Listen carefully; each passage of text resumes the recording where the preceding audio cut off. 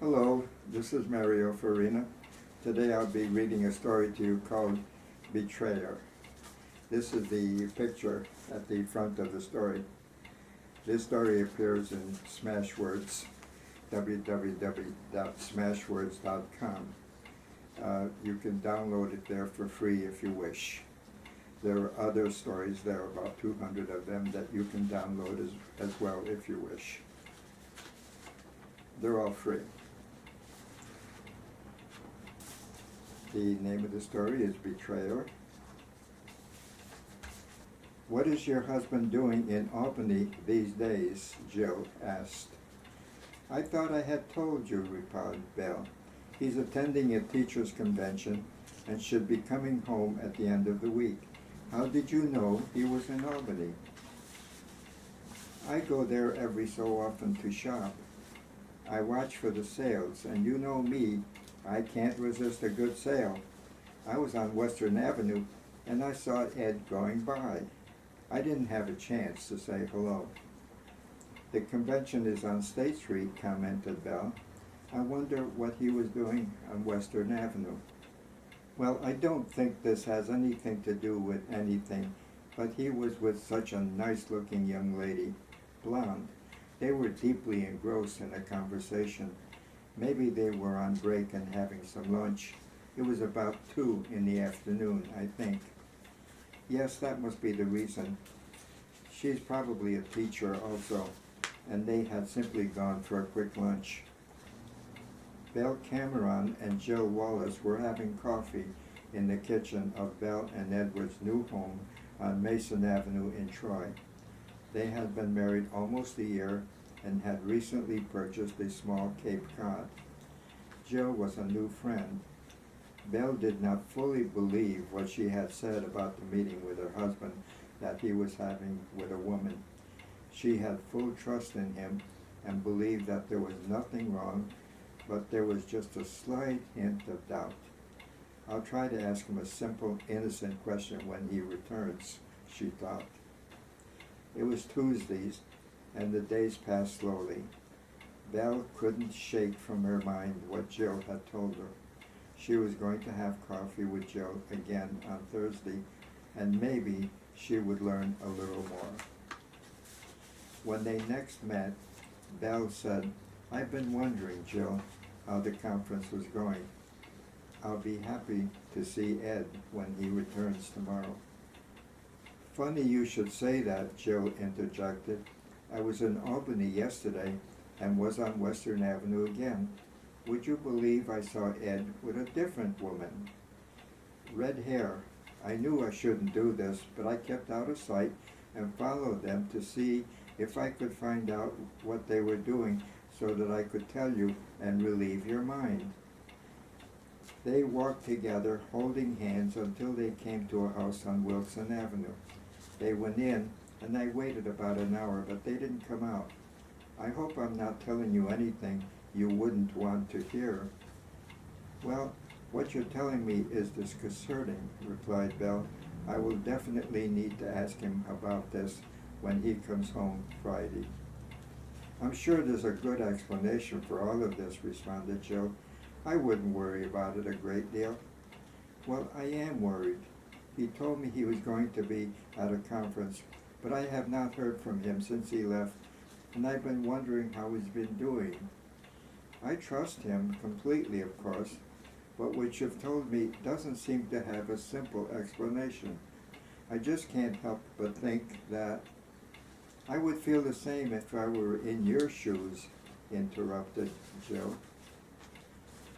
It seemed to take a week for Friday to arrive. Finally, around 4:30, the door opened and Edward walked in jauntily.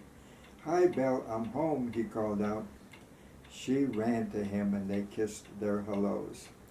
Belle resisted the urge to begin questioning him. That was not easy, but she succeeded. After dinner, they were sitting in the living room. Belle said, "Ed, dear, how did the conference go?"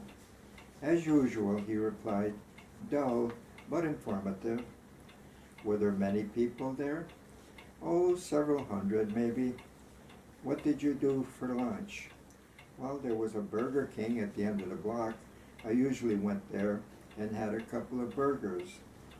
Did any of the others go with you? She asked nervously. No, I was usually alone. One day one of the guys came with me. One of the guys?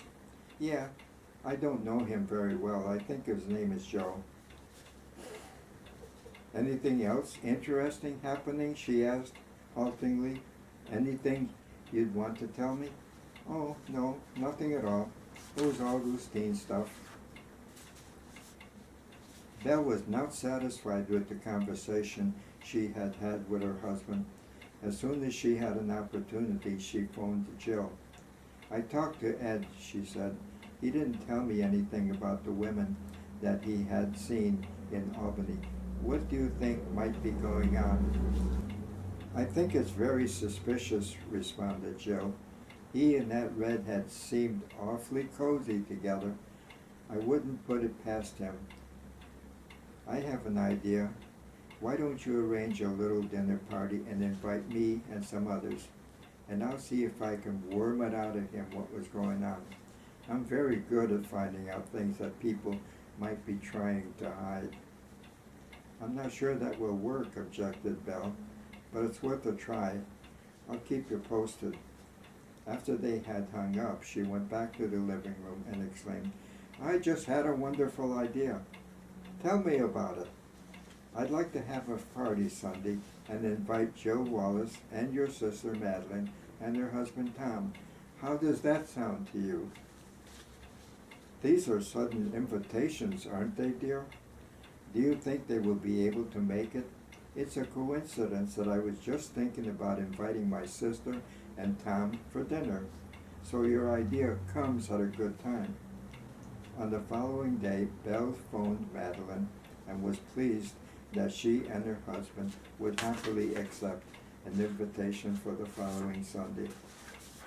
She called Jill and told her that she had arranged a party for Sunday, and of course she should attend.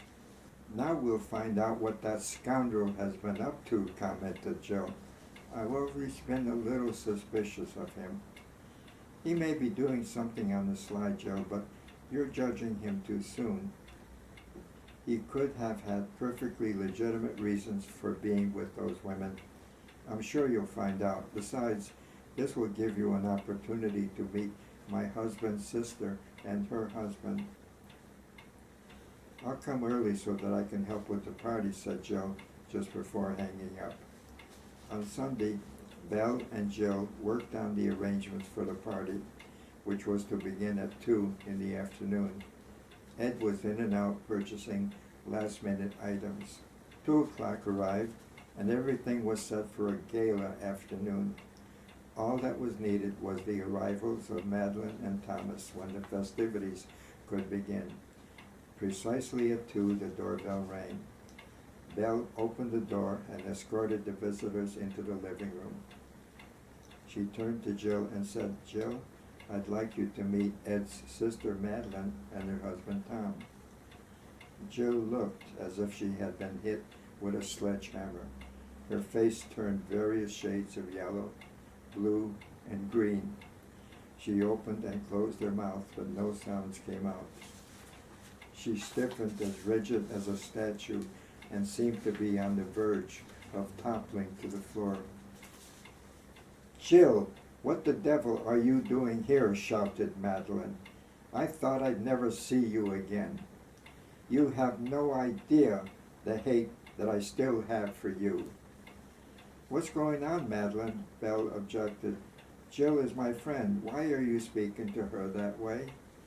She's a devious demon, responded Madeline. When I met Tom and we began planning to get married, this woman that you call your friend and that I thought was my friend tried to convince me that Tom was being disloyal to me. She told me about things that Tom was doing that were perfectly innocent, but she made it seem as if he was two-timing me.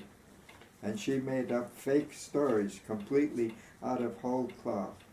She wanted Tom for herself and was using the most vicious of schemes trying to take him away from me.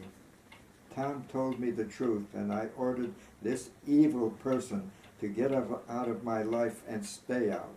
Belle turned to Jill and exclaimed, "Those things that you were telling me about Ed and other women were lies?" Jill did not respond. "Belle," Ed said, "when I was at the convention, there was a time when I was with Madeline. We were selecting an anniversary gift for me to give to you for our first anniversary. She was the only woman I was with while at the convention. If Jill says there were others, she was lying." "The next move is up to me," thundered Belle uncharacteristically. "Ed, would you open the door? I'm going to take this woman by the arm and escort her to the door. Then, pardon my French, I'm going to push her out with a kick to the derriere." And that's the end of the story. I hope you liked the story. Thank you for listening. And tomorrow I'll have another story for you. Bye-bye.